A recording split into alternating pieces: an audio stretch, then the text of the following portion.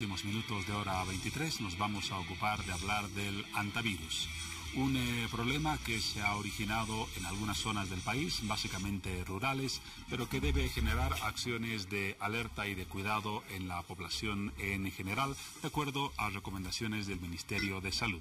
Nos va a contar datos del tema el doctor Vicente González, jefe de la Unidad de Epidemiología del Ministerio de Salud.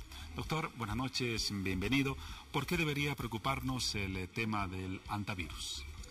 Bueno, buenas noches, Juan Pablo. Muchas gracias por el espacio. El hantavirus es un virus peligroso en el sentido de que puede producir mortalidad. Sin embargo, la probabilidad con que podemos infectarnos es baja. De hecho, esto se circunscribe a regiones silvestres, a regiones rurales, donde habita un tipo de especies de roedores, el llamado ratón de cola larga. Y no todos los ratones también están infectados con el virus. Pero ante la duda es mejor evitar el contacto con estos roedores. Entonces se trata de un problema focalizado básicamente en las áreas rurales. ¿No existe el peligro o existe una pequeña posibilidad de que se presente en las áreas urbanas? No existe... Directamente es nula. Sí, porque el hábitat de este reservorio es silvestre. Y lo encontramos no solo... lo encontramos en varios lugares en el país. De hecho, se han reportado casos en Tarija, en Bermejo, recientemente 2 casos. En Yapacaní, Cochabamba también entiendo. En Cochabamba también hay un caso. Santa Cruz. En Santa Cruz hay 11 casos. Y en La Paz son los 19 casos provenientes del municipio de La Asunta, particularmente de un campamento militar de las Fuerzas de Tarea Conjunta, que ha tenido un alto número de casos. La mayor parte de los efectivos fueron trasladados a Santa Cruz. Estamos hablando en total de ¿qué cantidad de casos entonces? A nivel nacional ya reportamos hasta este momento 43 casos positivos con hantavirus, de los cuales 19 pertenecen a la Asunta. Y de estos 19, los 19 son de las Fuerzas de Tarea Conjunta. ¿Cuáles son las tareas de prevención que en algunas áreas del sector rural debería aplicar la población o las autoridades municipales o comunales para evitar la presencia del hantavirus? Bueno, básicamente tener clara el mensaje de que el ratón no es bienvenido en la vivienda, ¿no? Tener organizada la vivienda de una manera que evitemos depósitos o espacios donde podría anidar el ratón. Y, por ejemplo, si tenemos depósitos con leña o algún tipo de insumos, pues tenerlos alejados, lejos de la casa. Los alimentos, tenerlos correctamente tapados.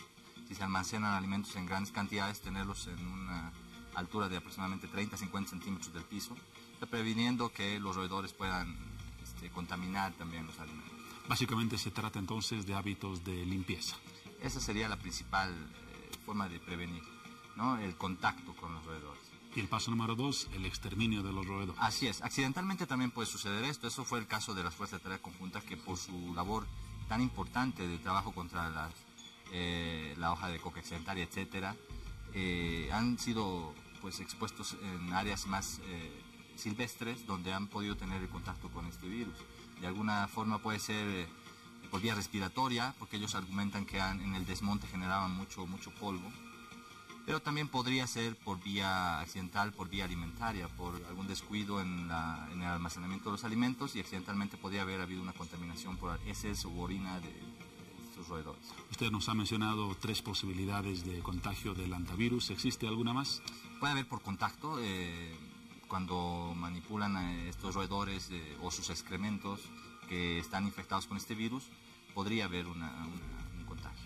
En las áreas donde se ha detectado este problema, ¿se va a realizar alguna campaña de exterminio de los roedores o se trata de una responsabilidad particular de los ciudadanos? Sí, mire, eventualmente esto lo operativiza el CEDES a nivel local, y eso sucede en Santa Cruz, en todos los departamentos, en Tarija, etcétera. Cuando entramos nosotros con el Ministerio es porque vimos que esto representó un incremento de casos alarmante, importante en este grupo circunscripto de militares que trabajaban en esta zona, y rápidamente, en coordinación con CEDES, con la alcaldía y con el comando de las Fuerzas de Tarea Conjunta de los Yungas, se articuló un plan de intervención para prevenir, para bloquear, desinfectar el área.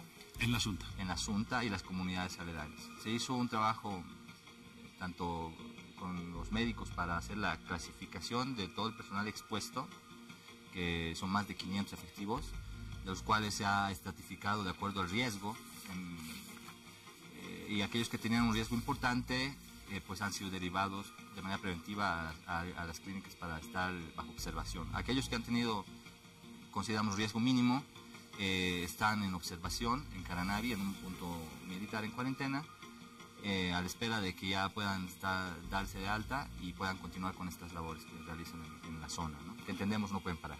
¿El antivirus tiene alguna presencia periódica o en alguna época especial del año o puede presentarse en cualquier momento? Puede presentarse en cualquier momento, pero generalmente se ha presentado en cambios de estación, en estos meses principalmente, cuando hay cambio de temporada. ¿Y su presencia corresponde a determinadas situaciones de pobreza o socioeconómicas en algunas zonas? En otros países, por ejemplo, hablemos de Chile, para dar un ejemplo, ¿existe presencia de antivirus o se ha erradicado? Existe presencia en todas las Américas. Creo que el país con más presencia de Hanta en la región es Argentina. Y no creo que esté muy relacionado con otras patologías con el tema de la pobreza. Tal vez más con el tema de las exposiciones accidentales que pueden suceder en las intervenciones en el campo. Y también en el término de la organización que tienen las viviendas que viven en zonas periféricas, digamos, ¿no? Con mucha vegetación, con mucha presencia de animales silvestres. Para el final, algunas recomendaciones que podamos añadir a las ya mencionadas en esta entrevista. Bueno, aparte de tener organizada la vivienda y los espacios aledaños, pues tener el césped cortado, notificar la presencia de roedores a las instancias locales. Desde el Ministerio se hace la dotación de rodenticidas, etcétera, para el control a través que lo hacen los sedes también, y pues están preparadas las condiciones para desinfectar los lugares, para capturar los roedores y determinar la presencia del virus, o simplemente para hacer un bloqueo, ¿no? En el caso que sea necesario. Gracias por la información, doctor Vicente González, jefe de la Unidad de Epidemiología del Ministerio de Salud.